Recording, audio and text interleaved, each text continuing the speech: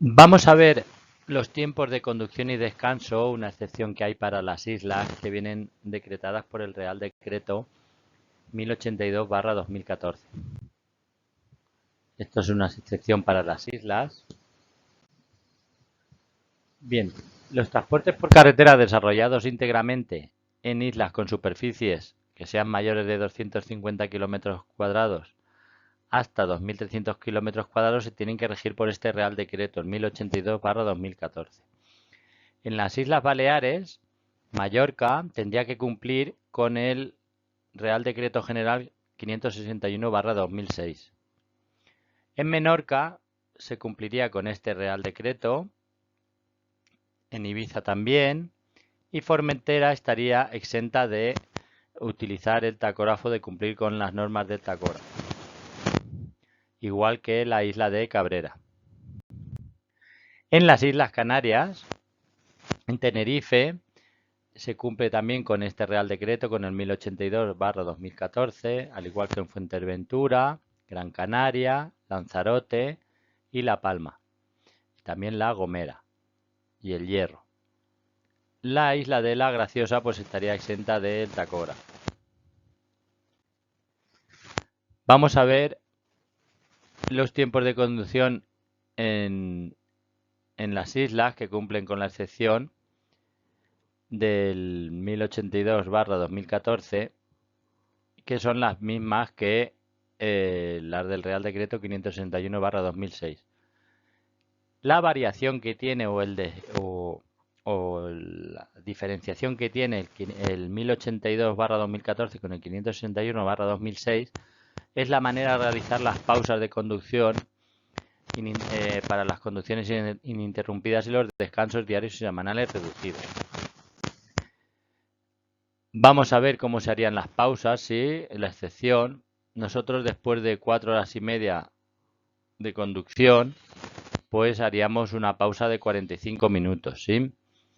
Entonces, esta pausa se puede partir en dos pausas intercaladas en la conducción que como mínimo sean de 15 minutos cada una, pero la suma del descanso debería ser de 45 minutos.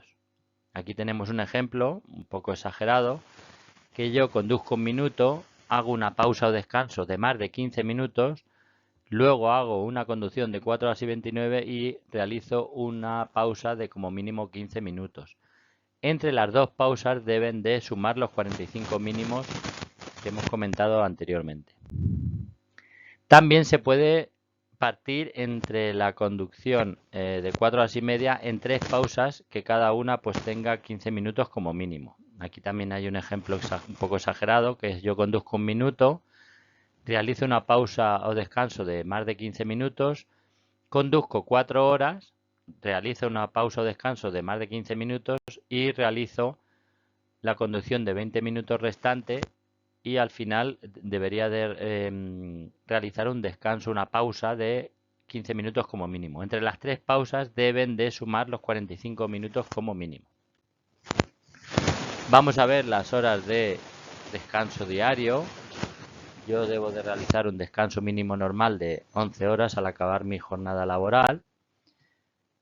Esto se puede intercalar en la jornada, partiéndolo, ¿de acuerdo?, en un descanso primero de como mínimo 1 hora y el segundo como mínimo de 8 horas, siempre y cuando la suma de los dos pues dé las 11 horas.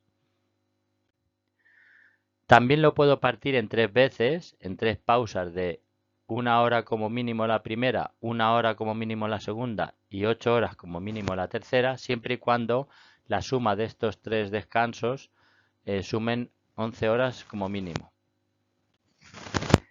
El descanso reducido de entre 9 y 11 horas se podrá hacer 3 días a la semana. Lo puedo partir este descanso mínimo entre 9 y 11 horas también con una pausa de 1 hora como mínimo y otra de 8 horas como mínimo intercaladas en la jornada laboral, siempre y cuando la suma de los dos descansos dé como mínimo entre 9 horas y 11. En los trayectos interinsulares entre islas, pues no será necesario que el conductor tenga acceso a una cama o litera durante el periodo de descanso diario normal. Durante el trayecto marítimo, siempre el trayecto marítimo no sea superior a 4 horas. En el caso del trayecto interinsular entre islas, las interrupciones no se podrán realizar en el periodo de descanso ininterrumpido de 8 horas, ¿sí? El íntegro de 8 horas. El periodo que se realice en el transbordador no podrá formar parte del descanso de 8 horas ininterrumpidas del descanso diario. Todos los descansos diarios deberán realizarse antes de las 24 horas desde el inicio de la jornada. Los descansos diarios pues cumplen la misma norma que el 561/2006. Deben entrar en la jornada de 24 horas.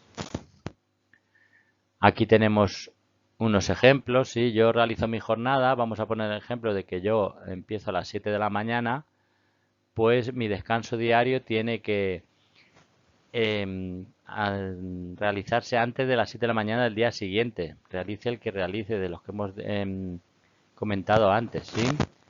¿De acuerdo? Por ejemplo, en este ejemplo tenemos el descanso diario de partido de 1 hora más 8 horas, pues debe de entrar ambos descansos antes de las 7 horas del día siguiente en este ejemplo.